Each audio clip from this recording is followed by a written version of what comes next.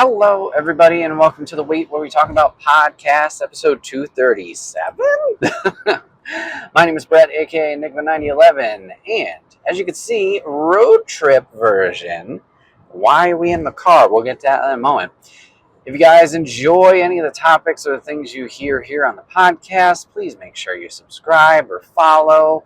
You can also follow over on twitch.tv/Enigma9011, where I stream Tuesdays through Thursdays, so you can check out a variety of games over there, and we'll have some fun. So yes, we're jumping back into it in the famous words of Stained, it's been a while. I think the last podcast we did 3 weeks ago, maybe 4. Yeah, it's been a while. Oh boy, I just said it again. Yeah, what's been going on? Usual stuff we've been talking about. Stresses here and there, overthinking stuff, whatever. You don't want to hear about that. You want to hear about why we're in the car. Why are we doing it on the road podcast. We're heading to PAX East. PAX East starts tomorrow as of recording. And I'm heading out to hang out with some cool friends in Boston, see some fun indie games, see the AAA booths, maybe check out some panels, meet some cool people. Should be a great time. Had a lot of fun last year going, and that trip was kind of on a whim. Was only planning on going Sunday, then got the opportunity to go Saturday as well, and scored an extra ticket thanks to 6-1. And then this year, decided to do all 4 days. So we'll see how it goes. We're going to have our own PAX-focused podcast when we get back. And that'll be back at home, back at the apartment. So you get your regularly scheduled programming then. But figured this could kill some time, so I'll do some podcasts on the road. I got a fancy lapel mic on, so hopefully audio sounds okay. Tested it a little bit, but if not, hopefully the phone's catching it, or it's a waste of time. But I'm going to do one down, and I'm going to do one back, so we'll have a weird gap where it's this one, it's the one at home talking about PAX, and then it's another one on the road, so keep an eye out for that. Let's jump into it. We're going to be doing 2 topics today. Some wrestling, some gaming. We're going to talk about the games first. What have I been doing kind of in my hiatus? So for those of you guys who don't know, took a little break from streaming. Have been back since. But like I said, been overthinking a lot of stuff, getting in my head just about, how things are going, am I reaching the goals that I want to? Am I getting enough out of it for what I feel effort-wise I'm putting into it? And, mixed bags, mixed feelings, but it's something I do want to do. I think it's just re-navigating the focus to make sure we're headed in a healthy direction and not overthink it, not compare ourselves to others all the time. And I'm trying to think of the right phrasing, but make it fun again and just focus on that instead of, the goal's never been like, oh, this is going to be the only career I have or anything like that. I always have been realistic and been like, no, I want to go to a job, which sounds weird, but have that balance where this is could be a nice backup. That was always the potential, like a big enough audience where, it's a little bit of extra money here and there, but, mainly it's just something to interact with. It's something as a creative creative output. Thank you. Do some video editing, scratch that itch there, and obviously play the games and work on myself in terms of a social aspect, talking aspect, whatever you want to say. And I feel like definitely that has improved. I mean, if you go back to episode 1 of the podcast and compare it to now, not awful, but, there's certainly improvements, and it's another way I can work on myself, like I said. So anyways, that was what the break was for. So what did I do during that break? Well, it was tough, certainly, because it was even just finding a love for games again. And I don't mean to be Excuse me, I don't mean to be existential crisis with what I'm saying or be over dramatic, but yeah, certain games weren't fun. I wasn't finding things fun off of stream, so just for my own time. And then some of the games, like I enjoyed playing them on stream, like we had tried, or rather jumped back into Sekiro. That got frustrating because, well, it's a Souls-like, but I wasn't having as much success personally in the game as I anticipated, and um, why does Starfield keep coming in my head? It's not Starfield, it's another space one. I can picture her on the cover, Celine.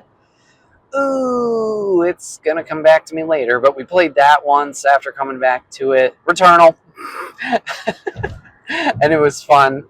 But yeah, I don't know, it was this weird thing of I was playing it, not getting what I wanted out of the stream stuff, and then when I'm supposed to relax off of stream, wasn't really, satisfied there either with the game. So it was weird of like, what do I do with my free time? Because that's kind of what I do, other than, hanging out with the lady and watching either streams or shows or whatever. And we certainly did that. We'll be talking about it the next road trip vlog. Vlog? Why do I keep saying it? Podcast, sorry. But Avatar: The Last Airbender, we watched through, and then we watched Legend of Korra for the first time. I think a little before that, we watched The Good Place. So there were some, like, we were doing that, and those were good. That was fun. But in terms of games, it was lacking, and I was nervous and worried about that because this is a hobby that I've been doing for a while, as a lot of us have, and just kind of, I don't know, got to this weird spot where nothing seemed fun. And I was searching for what was going to scratch that itch, what was going to be fun, what was going to give me an escape. And there was a few games that I have played recently, not all the way through, but definitely was able to focus on, and it wasn't just like a dip your toe in situation. Like I tried Hollow Knight Silk Song. No, sorry, Hollow Knight Silk Song is the new one. Definitely didn't try that. I tried Hollow Knight for the first time, enjoyed it, but it didn't, engulf me in it or just suck me in. It's definitely something I want to go back to because it is intriguing and I love the art style. But I tried that out. I've been playing WWE 2K25 on and off, and playing on my own, it's been that feeling. Papa Griff and I have been hanging out and playing GM mode, which I've been absolutely loving doing that week to week. But playing on my own has just been kind of like, nothing really clicking or whatever. And that might just be the My Faction grind. I've been playing that more, being like, oh, maybe if I invest in it more, then I'll get more out of it. It was there for a little while. It's still something I want to, in the back of my head, play, because you can unlock stuff there that you can use across all the modes. And then it's got the little gotcha mechanics with the cards. Those are fun to open when you get new stuff. Whole lot of repeats, let me tell you. So those were the ones that were going around, but sorry, circling back, what ones did work? So there are two big ones, and I feel like there's a third. Oh yeah, okay. So there's three of them that recently I've been playing through. I'll start with the one most recently that I've been playing, and shout out to Jeff Reg. He streamed it years ago, and I have no idea about it, but enjoyed what he had played of it. I had dipped my toes into it years ago, but per usual, got distracted. But the game is Spiritfarer. Now, Lady's been playing it on her own. She finished the farming sim game that she was playing on her Steam Deck, so she was looking for something new, and she had that in her backlog, and she decided to jump into it. And as soon as she was done, or rather as she was playing, she's like, you got to play this. We got to talk about stuff.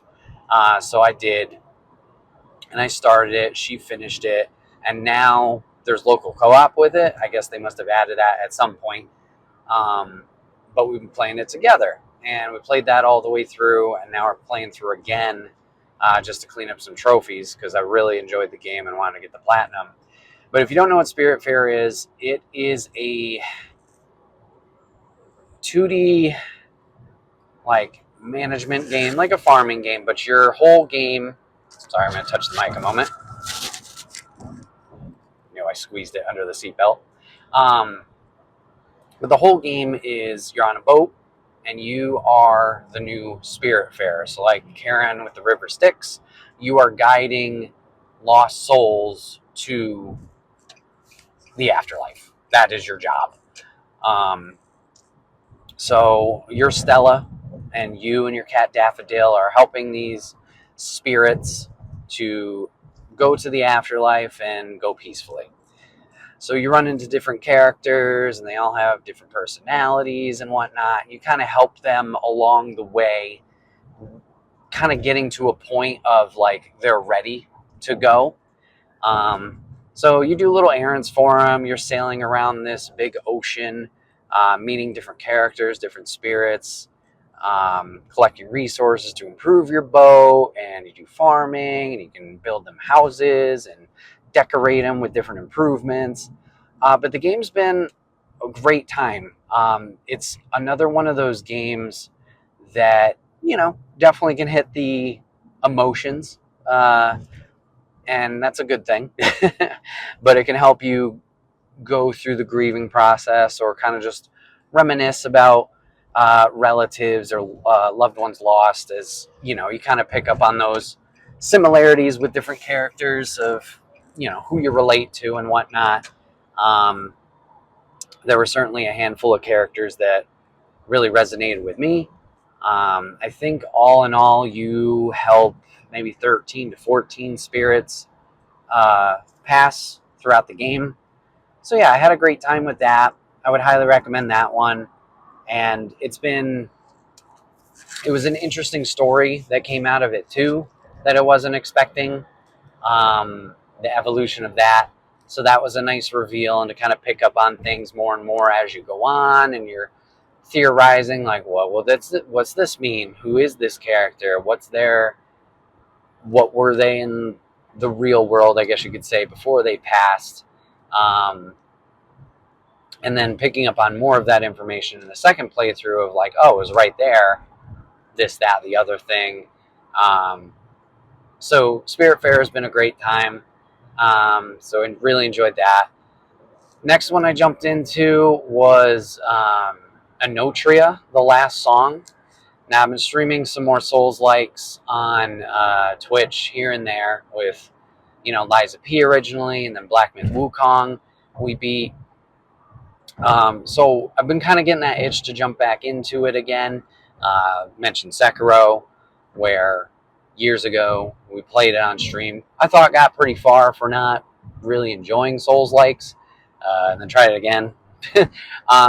But yeah, I've been kind of getting that itch, and I wasn't sure what I wanted to jump into, whether it was Elden Ring or Bloodborne, with those being on the backlog. But Anotria came out last year, and it was something I looked forward to. One of my friends, Kyle, from 6-1 and Vicarious, he was working PR for it. So it's a Souls-like, but it's very different in its scenery, I guess you could say.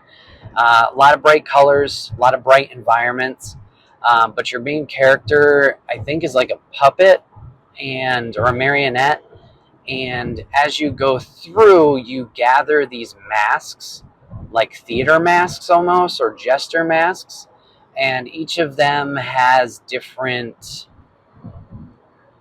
I guess you could say, skills or abilities or buffs and debuffs to them that you can mess around with. And your character can have up to 3 equipped.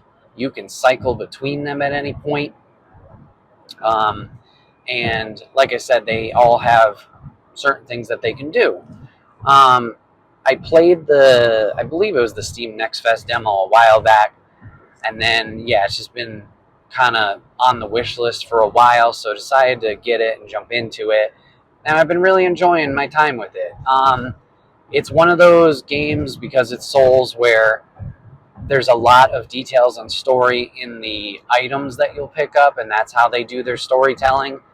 mixed bag on that and like what the story actually is, because I'm not really being diligent and reading those things, and I get why they deliver it that way. And I don't mean for this to sound bad, but I kind of want them to spoon feed it to me. Like, tell me everything of the story clear, crisp. I don't want to have to hunt or ponder about the story. So the story, take it or leave it. The gameplay itself has been fun, and I feel like it's a good Souls game where it has some challenge, but I haven't felt like knocked down and kicked repeatedly in the gut over it. Even the points where it has been, a test, whether it's a boss or just a weird pathing area. Even in those times of dying and perhaps dying often, it's never felt like, oh my God, this sucks. You just need to get out of my way, whatever it is, and you get frustrated. It's been okay. And that could just be speaking upon my experience with Souls games too, where a little bit more experience behind it, so the patience has grown. Who knows? It could also be not be streaming it and just zoning out with a YouTube video on the side. Could just be that. But I've been enjoying my time with that. Similar to most games, I haven't played it in a few weeks, so I played a decent amount through. I think there's maybe 5 chapters or regions that you can go to, and I got to region 2 or 3. I haven't played it since, so that's on me and my, I don't know, just how the schedule's going, um, and my free time, where I decide to spend it. So take that with a grain of salt. It's nothing I feel like the game isn't like, oh, it's awful, that's why I dropped it. Um, but that's where it is.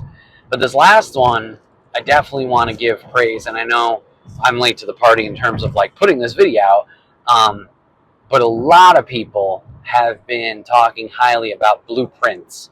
So not prints like you're printing a piece of paper, but prints as in royalty.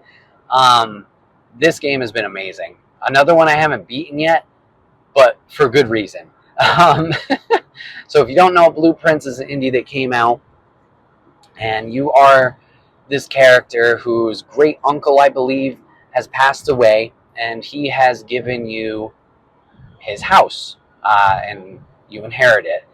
But the challenge is, he gives you this house of this mansion, rather, of 45 rooms, and he challenges you with finding the 46th. I know you're like, what does that mean? That doesn't even make sense. So this is a roguelike. And what happens is every day you start in the lobby of the house, essentially, or the foyer, or whatever you want to call it. And there are 3 doors. You go up to a door, and it will now give you 3 blueprints for rooms in the house. And you are slowly building with these blueprints and with these choices that you make the houses. You're building the mansion as you go. So as you're doing this, some rooms may have puzzles within them. Some rooms may be stores. Some rooms may just have items that you can use to unlock later rooms. Some may just be empty. But you are slowly building this mansion as you go, and you're seeing, if you can get to this 46th room, or rather find it. And it's been really interesting because there's a lot of things that it does where whether it's the puzzles or the clues within the room, they're not always super clear. So you may get a puzzle in one room that is like rooms and rooms down the line. That you're like, oh, you circle back to it and have that eureka moment, and it's really satisfying hitting those moments. I can't tell you how many times I've had that in this game, where it's like, oh shit, that's awesome, and it opens the floodgates of like your mind and where you were hitting a blockage and whatnot. Now the reason I haven't finished this game is because I haven't reached this damn room. I have seen the door for this room, but I have not been able to go through it. So every day, with it being a roguelite, it resets. So the mansion resets every day, and you have to build it again. Build it differently, change things up, strategize what rooms do you want, what puzzles do you need to solve, things like that. So you can get farther and farther in the mansion, unlock new rooms, get to the 46th room, and hopefully figure it out. There are things that you can do in the game that will be like permanent upgrades and buffs. So each day you start with a certain amount of steps. So you start with 50 steps. So every time you enter a room, that costs you a step. So you're going until either A, those steps are expended, or B, you decide, okay, I need to stop here, whether because you can't go any farther due to resources or dead ends, and then you reset the next day with those steps. Now, I know that sounds like, ooh, stressful, frustrating, whatever it is, but it's not bad. It's really satisfying when you learn those things once again and get farther and farther into the mansion and learn about paths you didn't even know and secrets that you didn't even think were possible or even there. It's really, really good. If you have PlayStation Plus, it's on there. It might be on Game Pass. I'm not sure, but I would highly recommend this game. Definitely give it a try. If you do wind up playing it, this is gonna sound insane, but have a notepad. Take notes. You're gonna thank yourself later. Um, it's one of those things I kind of wish I did. As you know, people were talking about it, and it was on social media and whatnot. People were talking, saying how they were taking notes and writing things down, scratching things off. And me, I was just like, nah, I'll keep it in my head. And for the most part, I think it did pretty good. But at a certain point, it's gonna be like, oh, yeah, there was a lot of things that racking the old brain in there, or things you didn't think about that make connections and go to puzzles later on. So yeah, if you like puzzles, if you like roguelites, I would highly recommend this one. If not, even just check out some footage of it and see what it's all about. Because I know it's a tough ask to be like, hey, play this roguelike where everything restarts every time. That could be tough. And you know, because it could be frustrating of like, everything starts over. Why am I going to try this? It's a really satisfying experience. And especially if you play it in a group setting too, where you're all, putting your minds together and trying to figure things out. Hey, that's a strategy. So once again, I believe it's on Game Pass. I know it's on PlayStation Plus right now for extra members. If not, I think it's like $30. So, not awful. But I would highly recommend checking that out. That has been, I think, super zen, really fun to play. I think when I dove into it the first day, 6 hours gone, just like that. Not that it like flew by or anything like that, but didn't think about how much time was going on. It was just nice, calm, relaxed. And then I looked at the clock and went, oh, yeah, it's been a while. So definitely recommend that. Jump into it. All right, let's move on over to topic 2. I know that was a little abrupt ending to the first topic. My bad. But jump into topic 2. Let's talk about wrestling. We always come back to good old wrestling. So we're a few weeks out from Mania. Usually I do post-Mania thoughts. I know I did the prediction video leading into it and talked about how the storyline's been built and my thoughts and feelings there. Yeah, not much has changed in terms of those reactions, but I did want to briefly talk about Mania itself, what I thought of it, a little bit on Stand and Deliver and NXT stuff, and then kind of talk about post-Mania and how things have gone since then. Not going to break down every match. Like I said, it's been a few weeks, so it's kind of all in the back burner for us as we've moved past it. And, I might not even remember them all, but I'll try my best. In terms of Stand and Deliver, I think the biggest takeaways from that, there were 2 of them. One, Stacks going against the Don and the family. Not sure how that's played out on NXT recently. I know him and Luca Crucifino were supposed to talk. I know Tony D's still dealing with it, but Stacks decided Tony D wasn't doing great or the right thing with Dark State, so he decided to take matters into his own hands. So that sucked. Especially after we thought we had a healing moment between those two at Stand and Deliver with the crowbar, but no. And then the triple threat, main event triple threat, great. Obafemi kills it in triple threats. Keep booking that man in those things. Trick Williams showed up. I know he's been kind of this new heel character, as we also see post Stand and Deliver and post Mania. Mixed bag. I haven't seen what he's been doing with Hendry, so I don't know how it's been delivered and the how it's been received. That's what I want to say. I know it was a little weird leading into the event. It seems like in NXT, if you're really doing well, they kind of want to push both sides of okay, this is you as a good guy, you got over. Okay, this is you as a bad guy, can you get over as well? We've seen it with Roxanne, which I think Roxanne has done okay with it. I think I prefer her as the face. And then Trick, it was why are we trying this? He was so over with the whoop that Trick thing. Even if in the ring he was okay, why not just run with it? I get why you want to experiment and do it in NXT because it's a smaller audience. You can kind of workshop things, but also you don't want to just not kill the momentum, but I don't know. Doing that too much might become too obvious to people, and then it just, I don't know.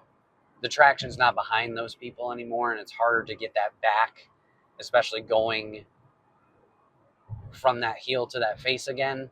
I think we've seen that with Bayley. Not that obviously she was NXT workshopped, but Bayley hasn't been as strong of a face since the Hugger days.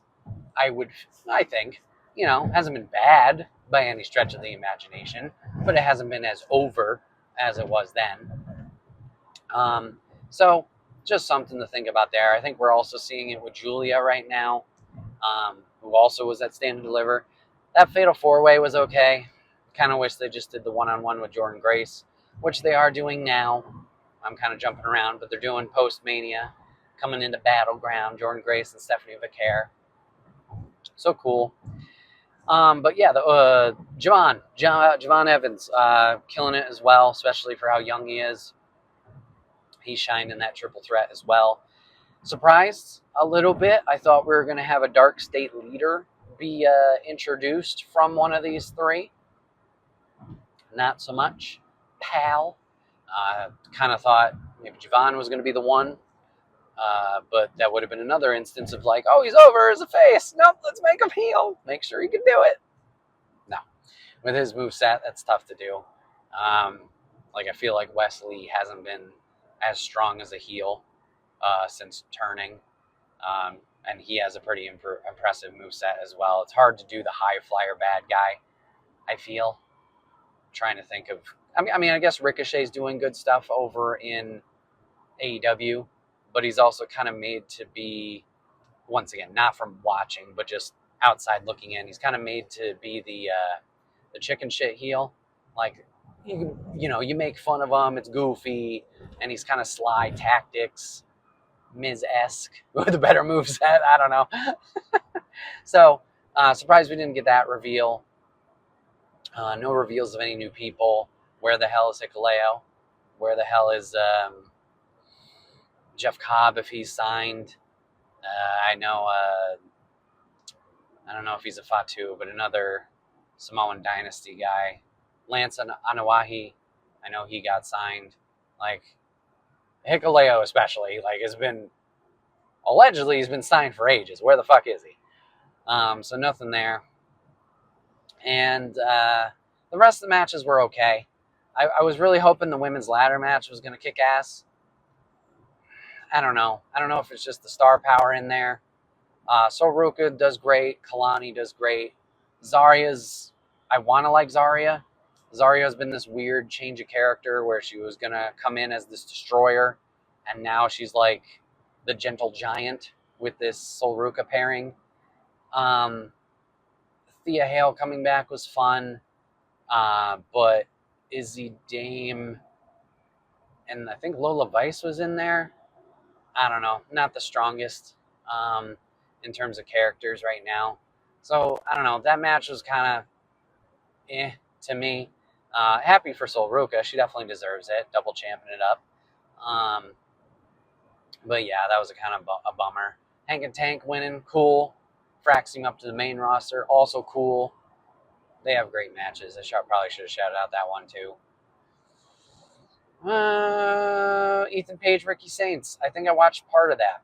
I was kind of in and out. I was cleaning up, doing some chores prior to the big Mania weekend because I knew I was going to be busy and was running late. So I kind of saw some of that one. So I can't give a fair opinion of it because I didn't sit down and watch it. But cool. I like both of those guys. So going over to Mania, let's talk about night one. Night one felt better in ways. I don't know if it's just the trip, the vacation, the party mindset, where you go into something, you're really excited, you're really hyped, it's fun at the beginning, and it feels like forever, and then you get towards the end of it, and it's still fun, but it goes by in a flash, and then you're like, oh, it's over. I feel like that was Mania for me. I really enjoyed night one. More of the hanging out aspect with Lady, with the folks, watching it together, being goofy. That was definitely the best part of it, similar to most wrestling events. Match-wise, I'm trying to think night one, what was a standout? Charlotte Tiffany, I don't know if it was a standout for the good reasons. I was worried about the build here, and I think the match unfortunately also suffered. I thought this was going to be one that bounced back from the match. And it's not that the ladies did bad. It was just very clunky and awkward. Not that I can say much. I've never wrestled. But it felt like something was off, similar to how the stories felt. I thought we'd be able to catch fire like Charlotte and Rhea last year, where it'd be a ripper. Not so much Al. Had some tough shots in there. Seemed like Tiffany chipped a tooth. That got fixed later. Yikes. But Tiffany did retain, so happy with that result there. The men's triple threat, the main event, I will say took me by surprise. Oh boy. Excuse me. Hiccups, let's go. Okay. Sorry. Men's triple threat took me by surprise. Not once again by the talents. I think we talked about this in the lead up, but I was like, yeah, kind of on the story, and then like being the main event, I was like, well, I guess we're giving it to Punk. Cool. I felt like main event Jey Uso probably should have run the main event, which we'll talk about that match next. But no, we went with Punk, we went with Rowan, we went with Seth, which I get it, star power, and I get it for the moment we got at the end. So we got the double turn, kind of, with Paul turning on Punk, Paul turning on Roman, and siding with Seth. Shout out to Papa Griff for calling that one, I believe. Good payoff there, even if the second nut shot wasn't the best. But it's good. It's led to stories after Mania as we get to kind of continue this Punk Seth thing. Obviously, Braun Breaker, as I skip ahead, being involved in this new stable with Heyman and Seth. Cool, great. Not that he needed super push, but it's a nice way to elevate him into the main event picture while dropping the IC title and not looking like a loser, So, cool there. Really satisfied with that. So, yes, let's talk about the World Heavyweight Championship match. Let's talk about Jey Uso and Gunther. The right call. I feel like we all knew it was going to happen. You saw it with the crowd, just getting that reaction.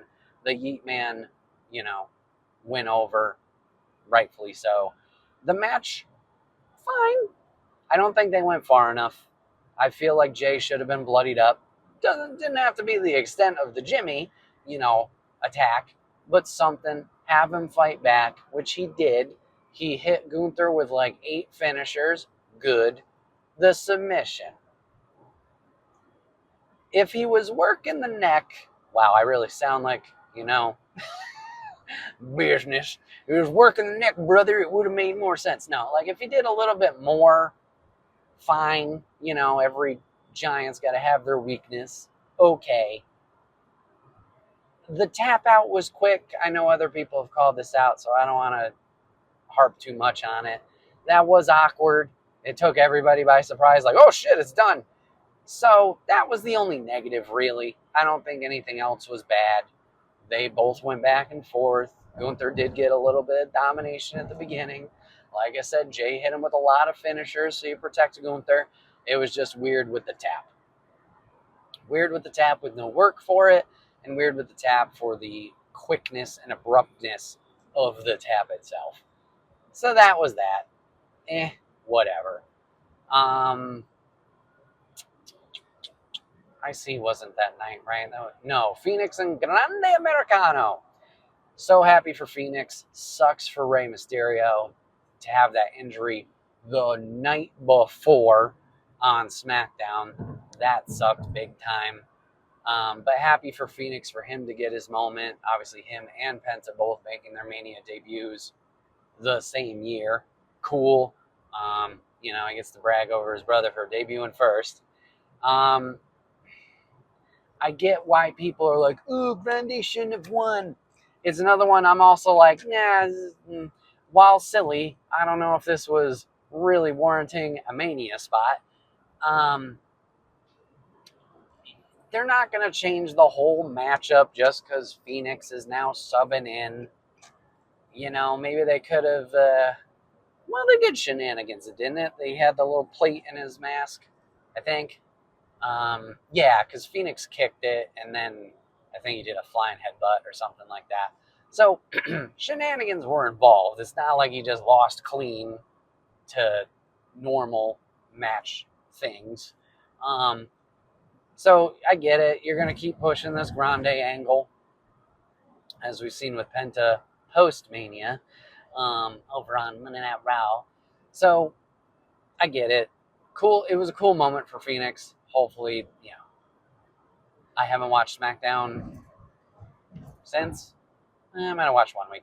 I don't think his reputation's burned or anything like that. People were like, oh, he sucks ass now. No, he'll be fine. Just, be patient.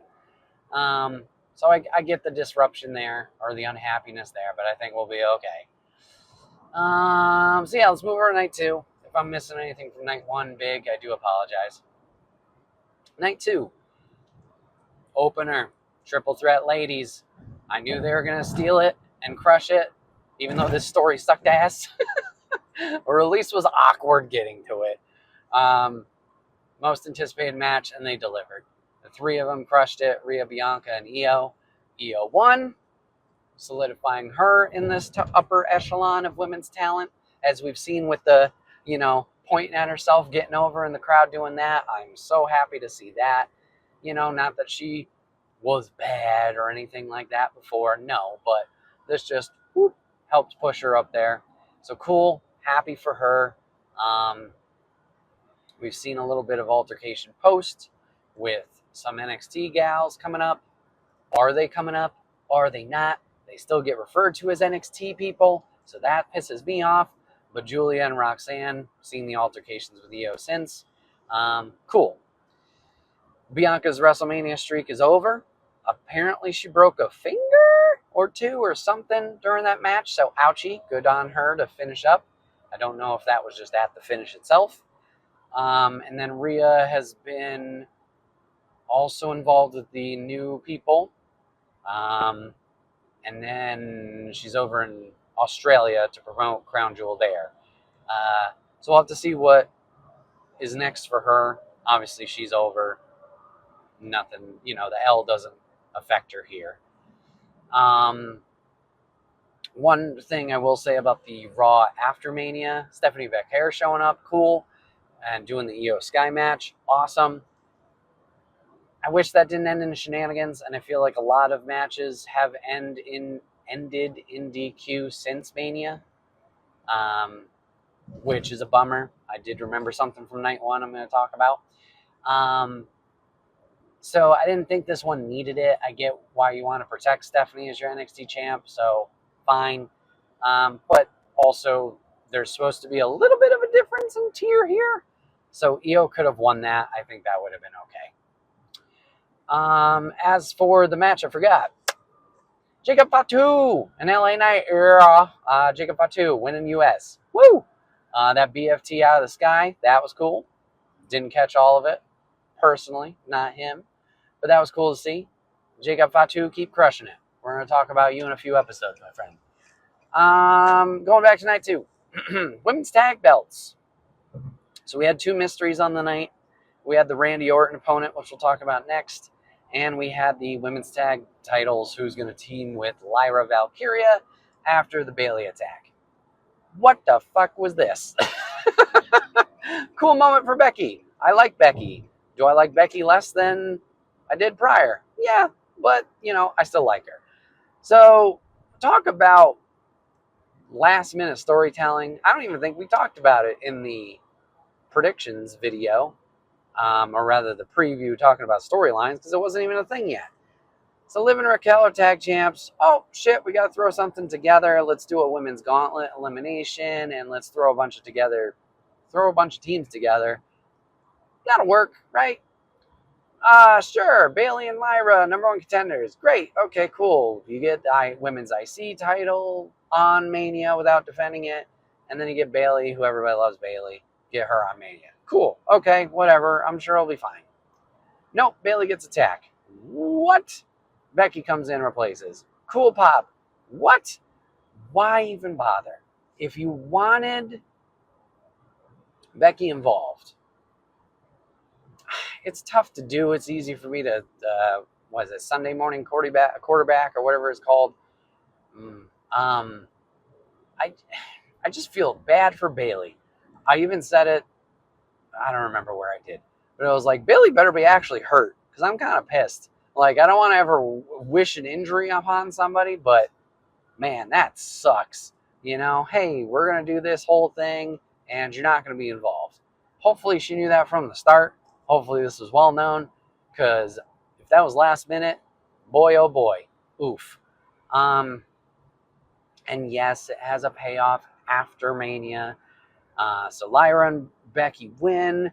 The next night it's a rematch. Liv and Raquel get them immediately back. And then Becky goes, girlfriend, and just beats the shit out of Lyra. Okay, you could have done that differently too. Jumping over to Liv. Liv's now in Hollywood. Woo, doing a movie. Great for her. Apparently she's going to be back soon, so it's not that big of a deal. But she's like, I'm going to be gone for a month.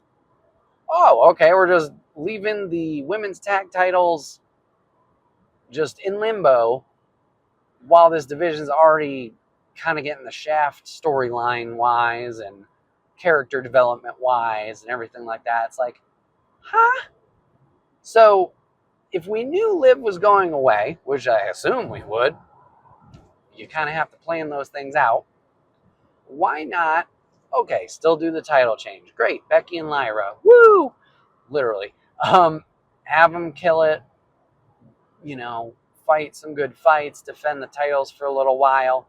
Lose them either when Liv comes back or lose them to another team.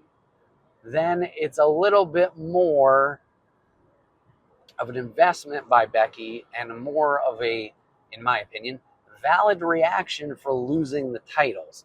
I guess also you could be like, oh, they lost them immediately. That's why she had such a gut reaction.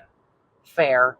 Just seemed weird to me. I think it's more of just like, now the women's tag belts once again are in that limbo now.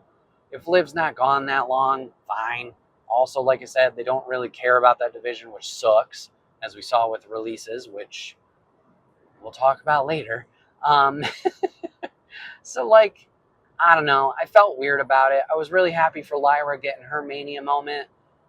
Just iffy feelings on the post stuff. Randy Orton. This is where I was alluding to. I was like, where was I going with this? So Randy Orton and Kevin Owens were supposed to have their fight. Kevin Owens also having an injury a few weeks leading out to Mania. Sucks. Apparently he's been fighting with stuff. Apparently it's his neck. Apparently it's super serious. So that's awful. You know, Kevin's great. Don't want him out.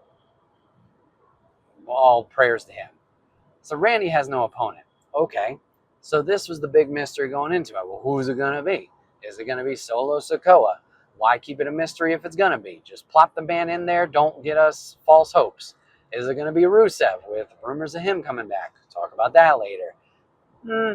I'd like it. Could be cool. Randy can circle back from a loss. No biggie. Weird from other people's perspective. Like, nah, not the strong moves. We got the pop of the night, people. Say his name, and he appears. Joe Hendry showing up. Holy shit moment for everybody. That was awesome. I know we certainly popped at home, especially with the reveal of it, the slow pan to the stage, the little doors they have opening up, somebody standing there and me being like, huh?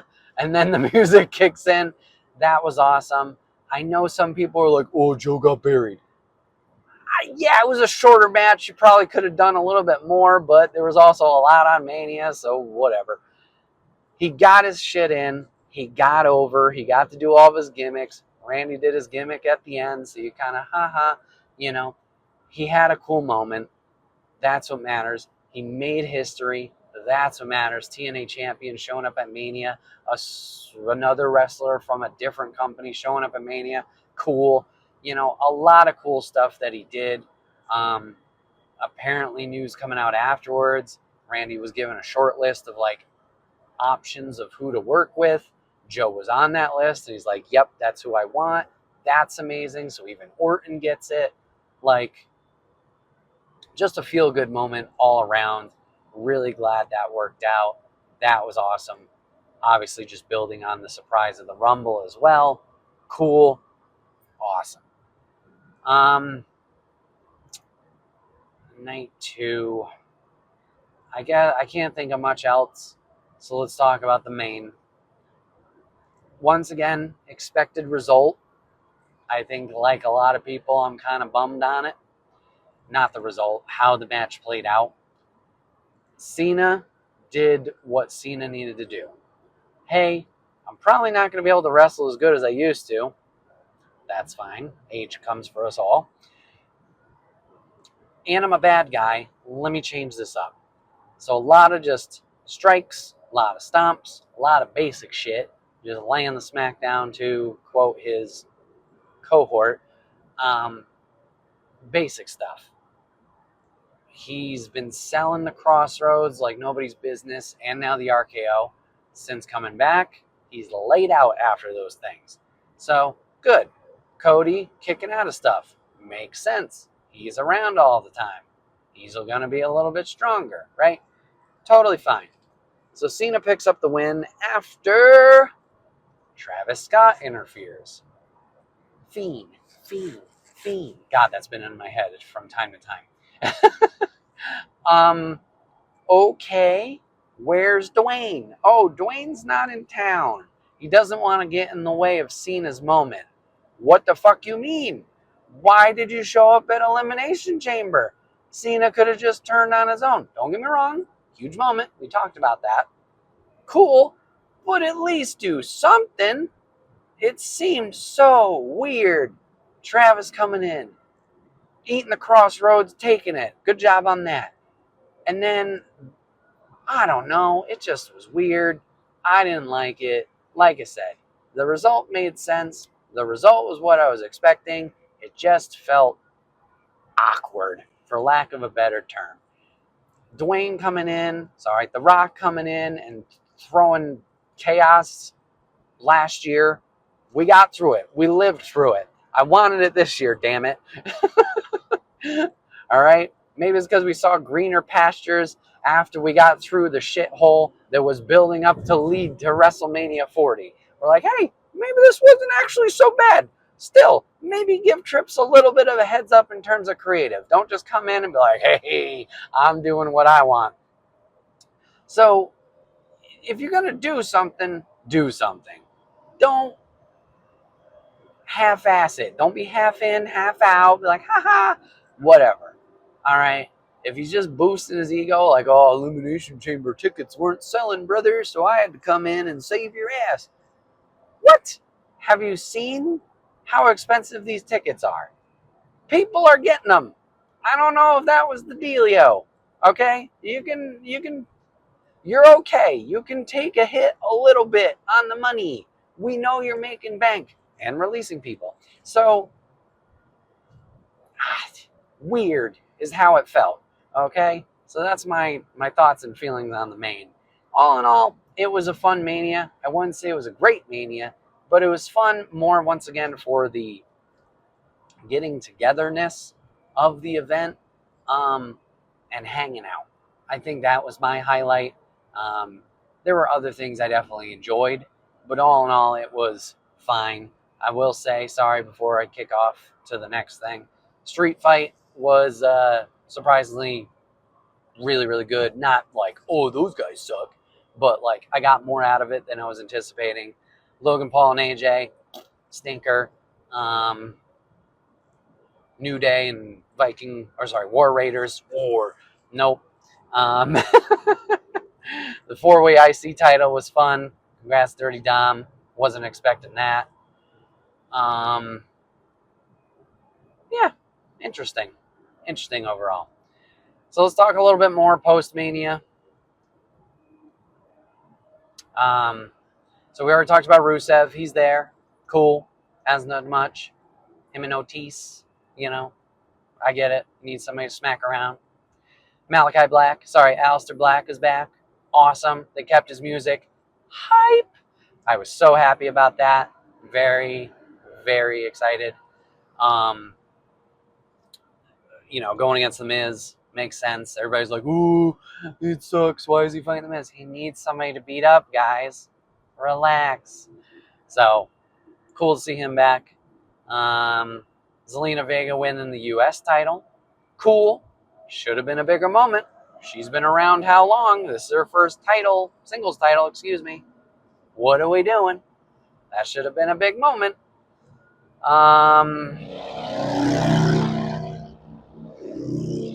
Motorcycles, hello. And then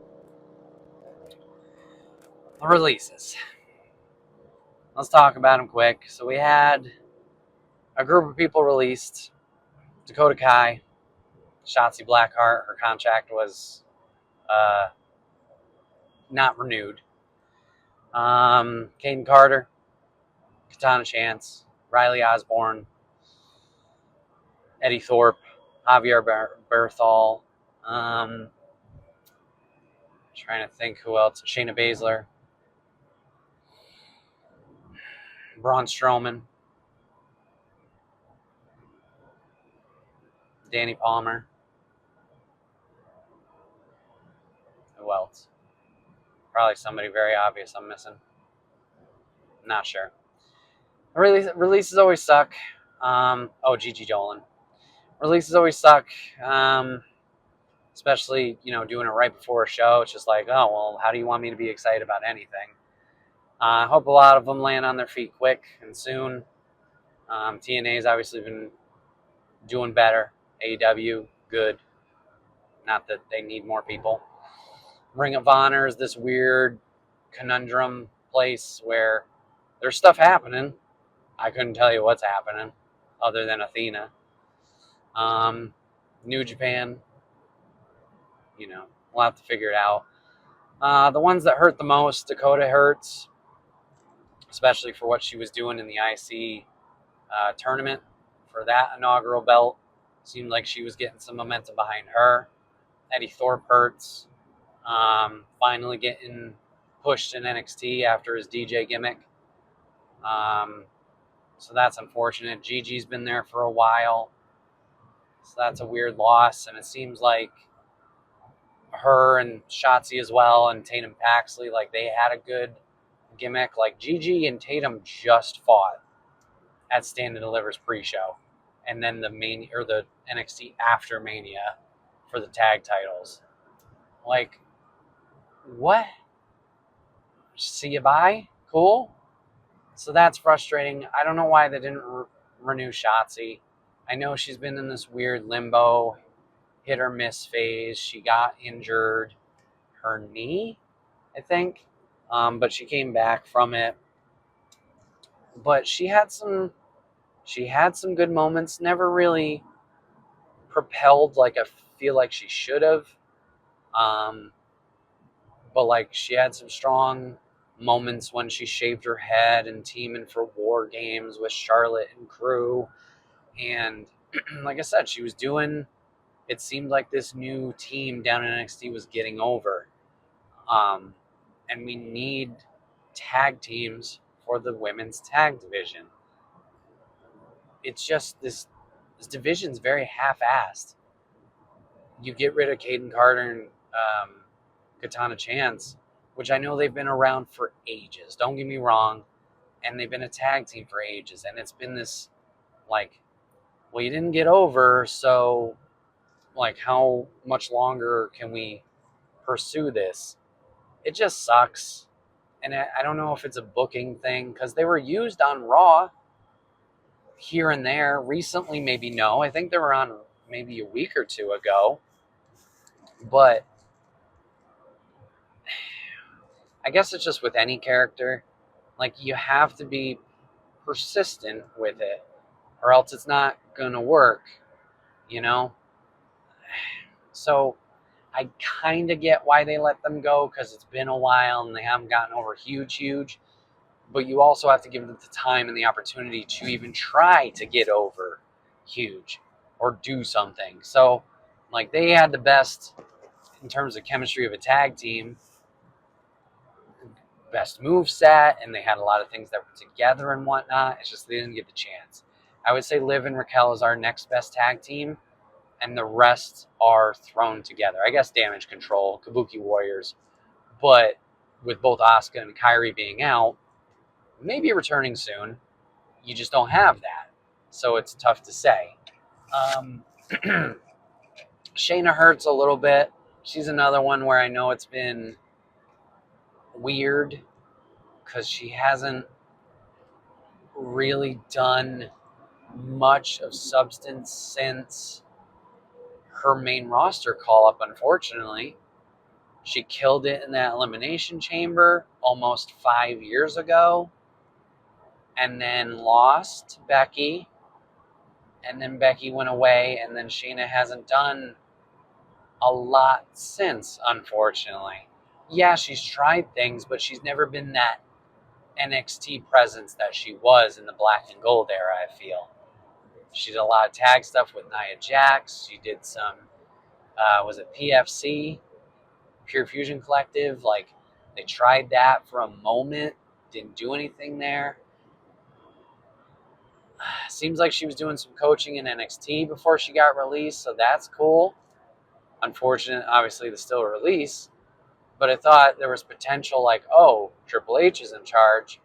He liked Shayna. Maybe we could do something here. Not so much. So that one's unfortunate. But I get it. I hope Zoe Stark gets a push out of this or gets something to do. I've liked her since her NXT days. As like a lot of these talents. But I feel like main roster, it was like, yep, we're guns a-blazing. Put her with Trish Stratus.